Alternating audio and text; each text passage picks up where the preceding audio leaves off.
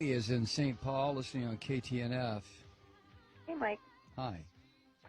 Well, I'm confused. I want to talk about Israel, and so can you even imagine any other country in the world allowing 530 rockets to fall before it took a step to defend itself? And then hearing the last segment, you guys were talking about not wanting to help fund the Iron Dome. The Iron Dome isn't just to protect Israelis. It's also so that they don't have to fire back and cause casualties in these areas of the Gaza Strip where the population is so densely populated. I just don't know. Tell me what you think would be an acceptable. When are the Israelis supposed to defend themselves? How can they do that? Well, wait a second, Mimi. Let me just turn it around and ask you something. You are a family. You have lived in St. Paul, Minnesota, for your family and your antecedents for probably, let's say, 100 years. And all of a sudden, I show up on your doorstep, literally on your doorstep. And I say to you, Mimi, get out of this house. This is my house. Let me tell you why it's my house. It's my house because my religion says it's my house. Now get out.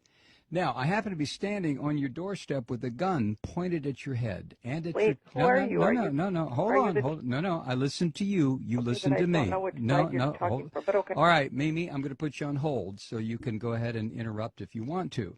But I'm standing on your front porch, and I order you and your family out of your house. And I tell you that it's my house, not your house. And the reason it's my house and my block and my neighborhood is because my religious belief says it's mine. And you sit there and you say, well, no. What are you talking about? We've been here 100 years. I'm sorry. Get out, Mimi. So you leave. And the reason you leave is because you know if you don't, I'm going to blow up your house and probably blow up your family. So you leave and you move down the street. And for the next 60 years, you sit there and you get very, very angry because I came into your house and told you to get out. So what you do, Mimi, you decide, well, I know what I'll do. I'm going to start throwing rocks at what used to be my house, and it'll break the windows. That'll make that damn Malloy move. So you start throwing rocks. And then I come outside and I say, Mimi, were you throwing rocks? And you look at me rather sheepishly, and that's when I level an RPG at you and your family and your house, and I pull the trigger, and all of a sudden, whoosh, you're all gone. Now, which of us is the terrorist? You tell me. But tell me on another phone call, Mimi, because I'm not going to get involved in a big discussion about this. Thank you. Wow.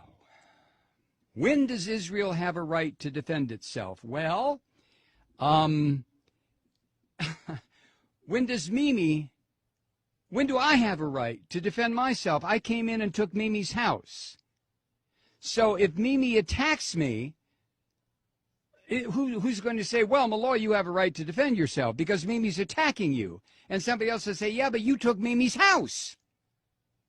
Yeah, but, possession is 9/10 of the law. Nah, possession is 99.9% of the law. And besides, God gave me this land. What the hell is Mimi doing on it? All I had to do was come here and remind her, Mimi, get out. God gave this land to me. Now, if Mimi doesn't like that, she can go live in the little ghettoized area that I've set up for her near the Mississippi River in St. Paul, where there's bad electricity, bad water, the fish are no good to eat, and Mimi can stay there until hell freezes over. Or Mimi can throw rocks at my house. Used to be her house. In which case, I will level a couple of grenades at her. So the question, Mimi, is not, when do I have a right to defend myself? I stole your house. I stole your neighborhood. I stole your friend's house. I stole the corner grocery store. I took it all. When do I have a right to defend myself? You have to be kidding. You have to be kidding. Let me recommend a book for you, Mimi. It was written by Rabbi Meir Kahana. The title is They Must Go. Read it and call me back.